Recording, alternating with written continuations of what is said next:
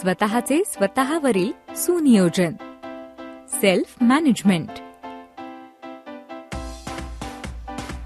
चांगले करिअर उभे राहावे म्हणून आणि आयुष्यात काही मिळवायचे असेल तर आपल्याला स्वतःवर पद्धतशीररित्या काम करावे लागते.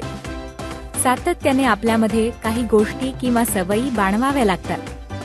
त्यात सर्वात प्रथम म्हणजे आपल्या सगळ्याच गोष्टीत एक शिस्त आणि टापटीपणा आणणे.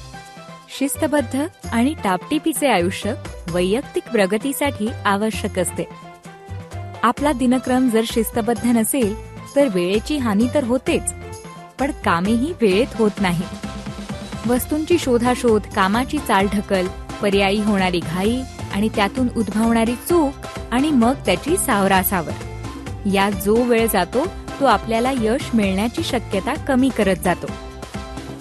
जाणीवपूर्वक आपल्यातील वाईट सवयी बंद करणे गरजेचे असते.